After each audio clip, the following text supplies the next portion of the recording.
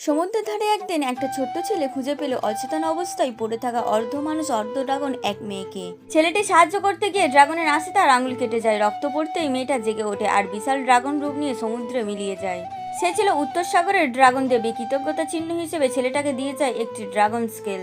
সেই স্কেলের সৌভাগ্যে ছেলেটা বড় হয়ে ওঠে সম্রাট। একদিন সম্রাট ভিখারির ছদ্মবেশে প্রজাদের অবস্থা দেখতে বের হয়। সেই রাতেই এক নারীর সাথে তার ভাগ্য জড়িয়ে যায়। পরের দিন সকালে নারীটি হঠাৎ উধাও। 6 বছর পরে সম্রাট আবার তার দেখা পায়।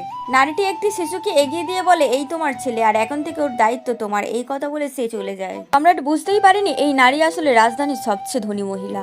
প্রধানমন্ত্রীর বিক্রত ছেলে তার সম্পত্তি আর শরীর দুটোই চাইছিল। হুমকি দিয়েছিল পুরো পরিবার ধ্বংস করে দেবে। ছেলেকে বাঁচাতেই নারীটি তাকে ছেড়ে দিতে বাধ্য হয়। সে জানতো না যাকে ভিখারি ভেবেছিল সেই দেশের সম্রাট। সব সত্য জানার পর সম্রাট তার পোশাক বদলায় না।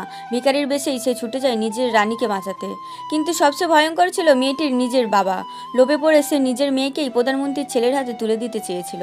চুক্তিতে সই করার ঠিক আগের মুহূর্তেই একটা কণ্ঠ গর্জে ওঠে, একটু থামুন। সম্রাট এসে পৌঁছায়। প্রধানমন্ত্রীর ছেলে ভিখারিকে অপমান করে খাবার ছুঁড়ে মারে, কিন্তু সে জানতো না সে কাকে অপমান করছে। এক চড়েই সম্রাট থেকে মাটিতে ফেলে দেয়। তবুও সে হেসে বলে, তুই সম্রাট? আমি বিশ্বাস করি না। ঠিক তখনই তৃতীয় র্যাঙ্কের অফিসার দৌড়ে এসে হাঁটু গেড়ে বসে বলে, জয় হোক মহামান্য সম্রাটের। সবাই স্তব্ধ। অপমান, অহংকার, ক্ষমতা সব এক মুহূর্তেই ধ্বংস। আর সেই দিনই ন্যায় ফিরে পায় তার আসল জায়গা।